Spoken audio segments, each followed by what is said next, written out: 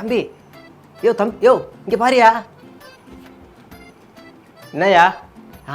என்னையா உன் கட்சி ஆஃபீஸ்க்குள்ளே இது ஒரே சத்தமாக கேட்குது, வெளியே வரைக்குமா கேட்குது? அது ஒரு சின்ன பிரச்சனை தான், அது போய்கிட்டு இருக்கு. அது சொல்லியா என்னான்னு? அது வேறு ஒன்றும் இல்லை, இப்போ இந்த ரிசல்ட் வருது இல்லை, அதுக்கப்புறம் நம்மளோட கட்சியில் வந்து அந்த அமைச்சரவை பொறுப்பெல்லாம் மறுபடியும் மாற்ற போகிறாங்களாமா. மறுபடியும் மாற்றமா? ஆமாம், அதில் வந்து முக்கியமான 2 சீனியர் அமைச்சரை கழட்டி விட போகிறாங்க. கழட்டி விட்டுட்டு கூடுதலாக ஒரு 2 பேரை சேர்த்து உள்ளே போட்டுடலாம், புது முகத்துக்கு வாய்ப்பு கொடுக்கலாம் அப்படின்னு உள்ள பேச்சு ஓடிக்கிட்டு இருக்கு. இந்த 2 பேர் யார் என்னங்கிறது தான் எல்லாருக்குமே இப்போ ஒரு பீதியை கிளப்பி விட்டுருக்காமா. சர்ச்சையில் யார் சிக்கியிருக்கான்னு தேடி எடுத்து 2 பேரை கழட்டி விட போகிறாங்களாம். இதில் முக்கியமாக இந்த 2 அமைச்சர் பொறுப்புக்கு 7 பேர் வேலை செய்கிறாங்க, எப்படியாவது இதை வாங்கிடணும் அப்படின்னு. ஓ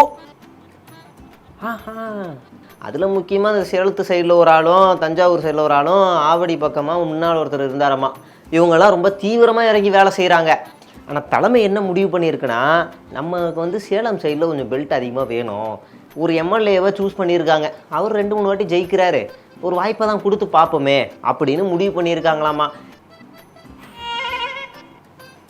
இது வந்து பல சீனியர்களுக்கு பிடிக்கல, காண்டுலேயே இருக்கிறாங்களாம். என்னமோ நடக்க போகுது அப்படின்னு போயிட்டுருக்கு.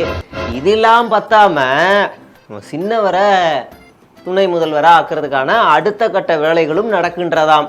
அதையும் அந்த வெற்றியை வந்து கொண்டாடலாம் அப்படின்றதுக்காக, அதாவது இந்த தேர்தல் வெற்றிகள், அதுக்காக வந்து பெருசாக போய்கிட்டு இருக்காங்க.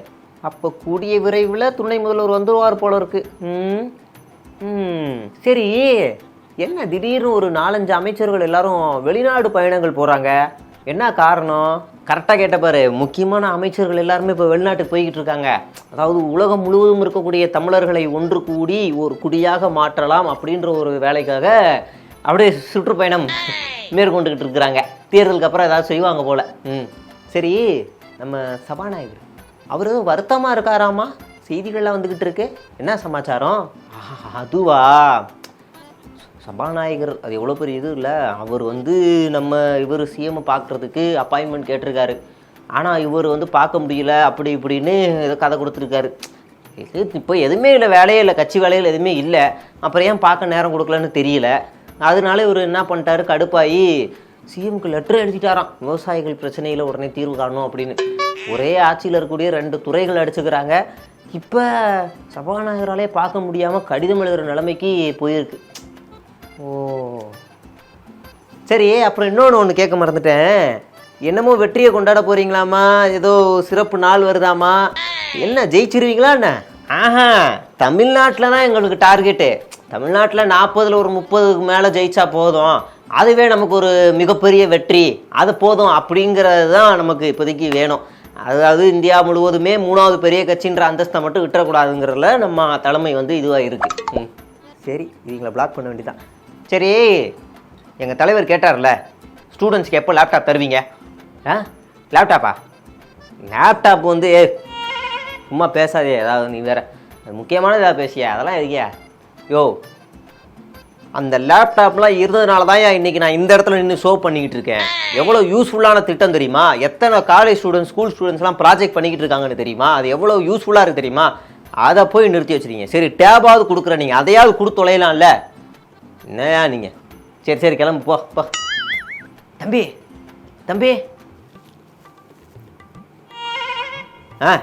ஏண்டா தம்பி, இன்னும் உங்கள் கட்சிக்குள்ளே ஏதோ பெருசாக ஏதோ பிரச்சனை போய்கிட்டு இருக்கு போல், அந்த 4 கோடி விஷயம் எப்படியா உங்களுக்கு தெரியுது? அது ஒன்றும் இல்லையா, இந்த 4 கோடி எலெக்ஷன் ஒர்க்குக்காக தான் அனுப்பி விட்டாங்க. அந்த கூட்டத்திலலாம் பேசி தனியார் ரூம்லாம் போட்டு பேசி பண்ணாங்க. இப்போ நீங்கள் கொடுக்காதே நாங்கள் கொடுத்துட்டோம். ஆனால் என்னன்னா, இது எப்படியோ லீக் ஆகி மாட்டிக்கிட்டாங்க. இதில் என்ன பிரச்சனைனா, நம்ம கட்சியில் இருக்க எல்லா நிர்வாகிக்கும் நோட்டீஸ் அனுப்புகிறாங்க. இப்போ சிபிசிஐடி வளையத்தில் எங்கள் தலைவர் எல்லாத்தையும் நோட்டம் விட்றாங்க. அதான் ஒரே சிக்கலாகவே இருக்குது, என்னடா பண்ண போகிறாங்க அப்படின்னு.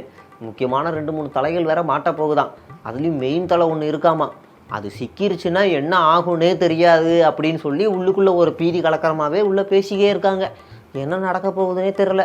சரி, ஸ்வீட் எடு கொண்டாடுன்னு உங்கள் தலைவர் சொல்கிறாரு, என்ன ஜெயிச்சிருவீங்களா? அதுவா, அது எப்படி நம்ம ஜெயிப்போமான்னு தெரில. ஆனால் கூட்டணி கட்சியில் ஒரு 3 எய்ம் பண்ணி டார்கெட் பண்ணியிருக்கோம். அந்த 3த்தில் ஏதாவது ஒன்று அடிச்சிரும்னு எங்களுக்கு ஒரு நம்பிக்கை. அந்த ஒன்றையே 100 நினச்சி வெற்றியாக கொண்டாட சொல்லி எங்கள் தலைமை அந்த மலையோட உத்தரவு. ஓ, கூட்டணி கட்சி ஜெயிச்சாலும் உங்களுக்கு வெற்றி தான்.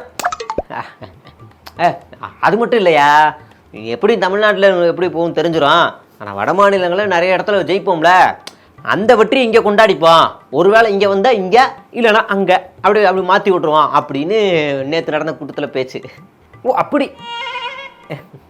சரி, உங்கள் தலைவர் ஏதோ ஒன்று கொளுத்தி போட்டிருக்காரு, இந்த மாதிரி அம்மா வந்து இந்துத்துவா அப்படி இப்படின்னு.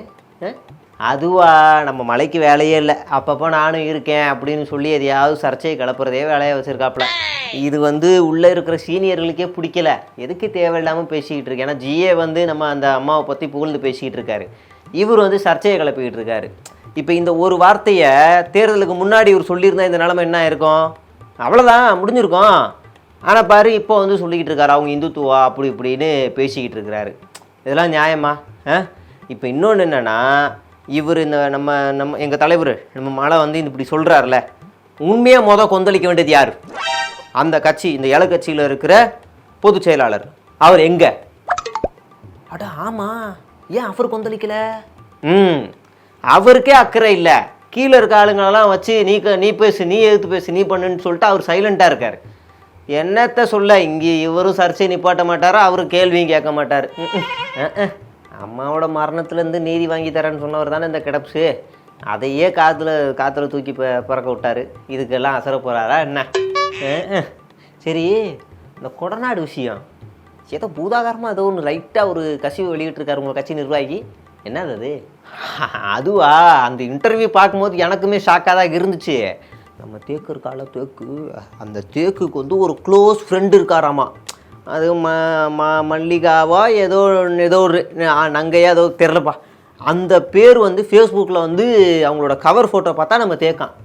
இப்போ இந்த மல்லிகா யார் அப்படின்னு பார்த்தா, இந்த கொடநாடு சம்பவம் நடந்துச்சுல்ல, கொலை அந்த இதெல்லாம், இந்த கொள்ளை அதெல்லாம் நடந்துச்சுல்ல, அப்போ அந்த டைமில் அந்த டிரைவர் கனகராஜ் ஆக்சிடெண்ட் ஆச்சுல்ல, அந்த கனகராஜ் ஆக்சிடெண்ட் பண்ணதே இந்த மல்லிகா அப்படின்னு நான் சொல்லலை.